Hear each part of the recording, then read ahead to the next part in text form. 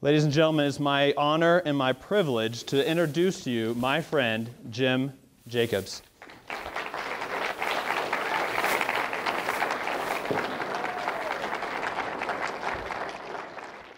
In this world that we live in, we are taught by the media and by others that things have more value than they really have. But a car is just a car. Like Captain Obvious told me, only it wasn't so obvious to me back then, was that this thing was just a thing.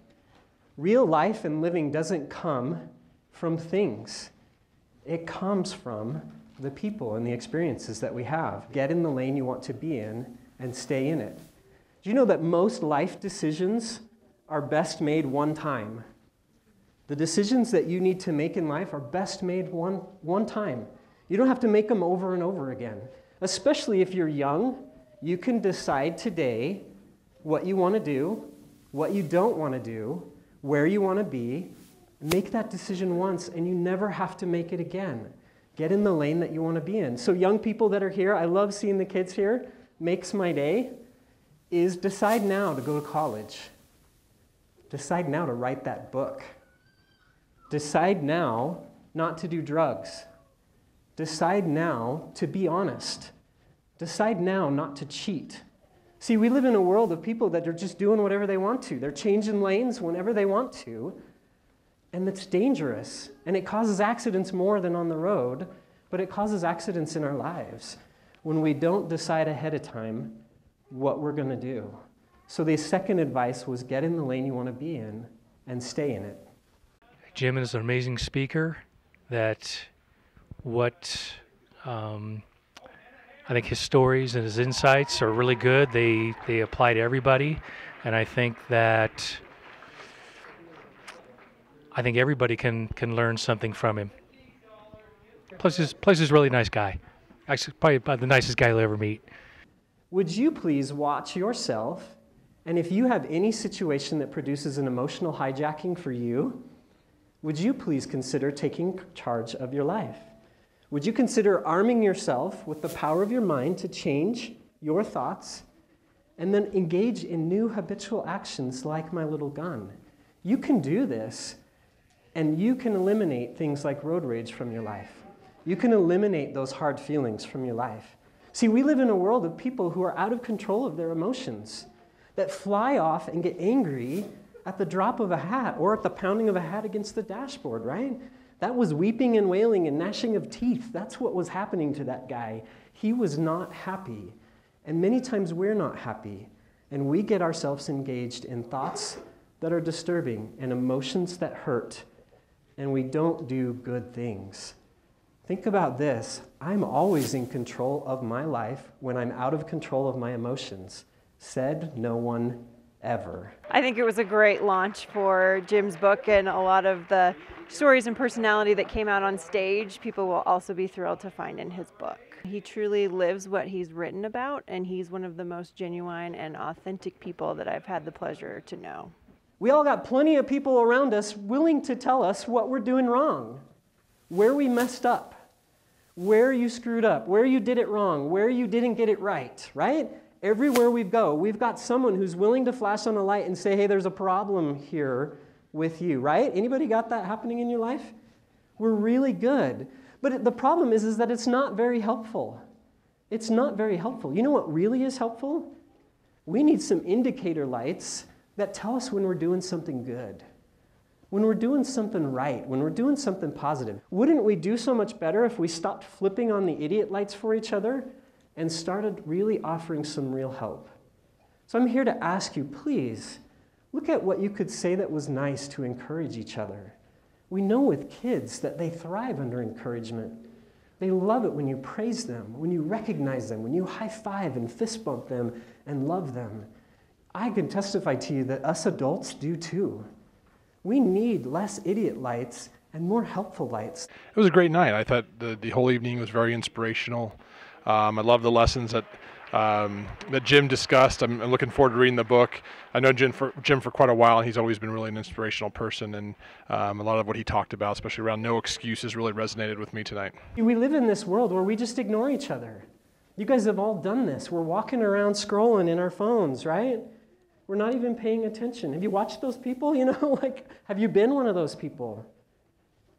When's the last time you handed the tablet to the kids instead of meaningfully having a conversation with them? When did you pop in a movie instead of really spending some time talking to each other? See, life is about the connections that we make with people. We need to play games and interact with each other and talk with each other. But we're watching shows like The Walking Dead, right? Do you know why we love those shows? Because we so get it. Because we're doing this. We're not paying attention to each other. We can't say hey to each other. We don't listen when somebody says, how are you today? We don't take any time at all for each other. We just ignore each other. And now we've got all this technology to make us feel okay about it. But we so get The Walking Dead. I can testify to you that my conviction is we will never end distracted driving until we end distracted living. We are so stuck on things that don't matter, and we're ignoring the people in front of us that do matter. The truth is we need each other, and we need to get out of those things that take us away from real life and real living. I can promise you that real life and living only comes from the people that you love, the people that you care about. Every one of us is hauling around a load of hay. We've all got some sort of heavy burden of hay, and we're offering up our own lemonade stand of sorts, hoping that someone will come and encourage us and spend some time with us. But instead, we get an empty greeting or a movie or another discouraging interlude with a human being. And we wish so much that we could interact with each other, but we don't get that anymore. So we need to walk out of here with a commitment to shut the phone off. I think Jim has an excellent way of diving right into each and every one of our hearts and our souls and helping us to unravel a lot of things that we like to hold in and not be able to find a way to relate to each other and connect. And I think he does such a great job in such a fun way to help us do that and make us feel relaxed about such tough subject matter. I know every one of you in this room can say thank you because I just heard you do it. So would you do it this week? And would you carry it on more than past November?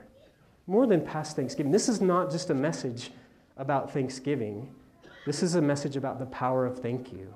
There is incredible power in being grateful.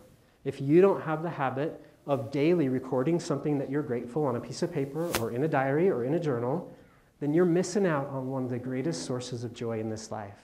See, we all need encouragement, and the words thank you can mean so much. And I learned early on from my earliest memories that I could work through pain. I could work through hard times. I could do it.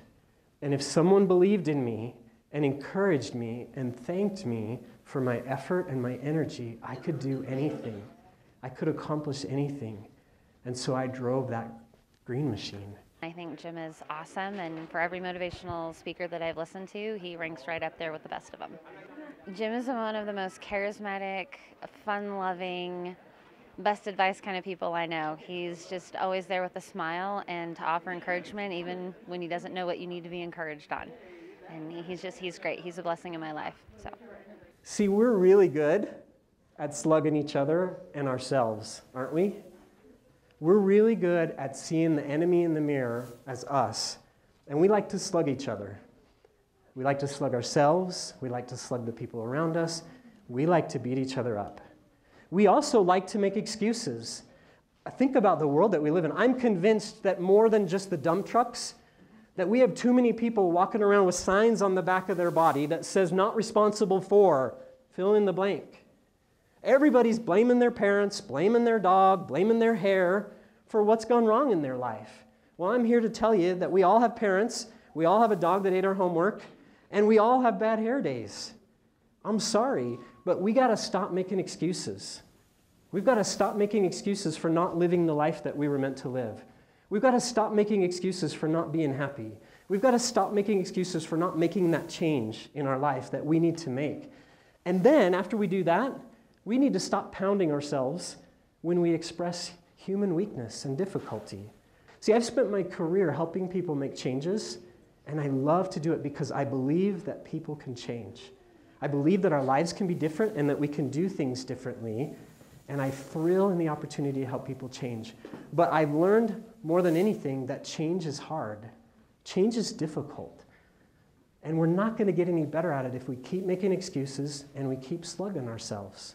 So we need to stop making excuses and set a plan today. Thank you very much. You've been wonderful. I appreciate your support. Thank you for being here.